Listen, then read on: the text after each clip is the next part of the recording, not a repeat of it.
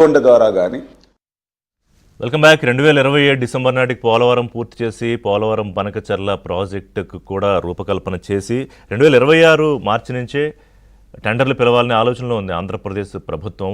So single call టెండర్స్లో దీన్ని తీసుకెళ్లాలని, మంచి పేస్లో తీసుకెళ్లాలని ఆలోచన చేస్తోంది. కానీ మరి పొలిటికల్ హడ్డిల్స్ని ఎలా ఫేస్ చేస్తారు అంటే చంద్రబాబు నాయుడుకి ఇలాంటివి కొత్త కాదు. కానీ ఇవాళ ఏంటంటే ఈ రెండు రాష్ట్రాల విషయంలో ఎప్పటి నుంచో ఈ కాస్త నీటి సమస్యలు ఉన్నాయి.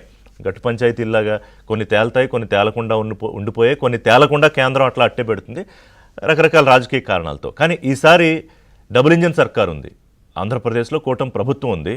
సో మంత్రి రామానాయుడు గారు మనతో ఉన్నారు కదా. సో రామానాయుడు గారు, మీరు చెప్పినట్టుగా ఇన్ని లక్షల మందికి తాగునీరు, సాగునీరు, అలాగే ఇండస్ట్రీస్ కూడా, పరిశ్రమలకు కూడా బ్రహ్మాండంగా ఉపయోగపడే ప్రాజెక్ట్ ఇది. సరే, ఇందులో నాకు అర్థం కాని విషయం ఏంటంటే మీరు కానీ ముఖ్యమంత్రి గారు కానీ క్లియర్గా చెప్తోంది, బాబు వృధాగా పోయే జలాల్ని, సముద్రంలో ఉప్పు నీటిలో కలిసిపోయే వాటిని మా రాయలసీమ ప్రజలకు తీసుకెళ్తున్నాము.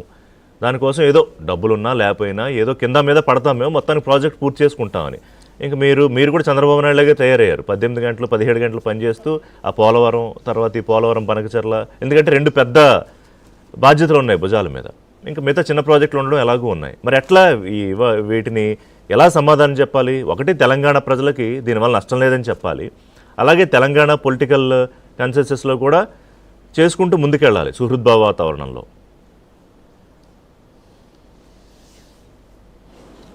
ఎస్, మీరు చెప్పినట్లుగా ఏదైతే ఈ యొక్క ఎగువ రాష్ట్రానికి, పర్టికులర్గా తెలంగాణకి ఈ పోలవరం బనకచెర్ల మీద ఏ విధమైనటువంటి నష్టమైన లేదని ఏదైతే చెప్తూ ఉన్నామో ఆ రకంగా ప్రజల్ని కూడా మేము ఎడ్యుకేట్ చేస్తాం. ఎందుకంటే చంద్రబాబు నాయుడు గారు కూడా ఆలోచన ఒకటే, తెలుగు రాష్ట్రాలు రెండూ బాగుండాలి, తెలుగు జాతి అంతా కూడా బాగుండాలి, ఆంధ్రప్రదేశ్ తెలంగాణ సుభిక్షంగా ఉండాలి అనేటువంటి ఆలోచనతోటే మరి పనిచేసేటువంటి వ్యక్తి చంద్రబాబు నాయుడు గారు.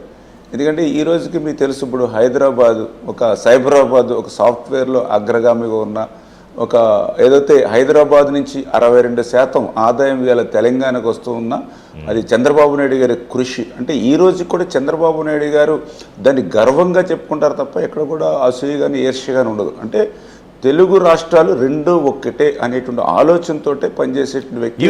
ఈవెన్ కేటీఆర్ కూడా గతంలో మంత్రిగా ఉన్నప్పుడు అసెంబ్లీలో చెప్పారు, అసెంబ్లీ సాక్షిగా చెప్పిన విషయాలు ఇవి.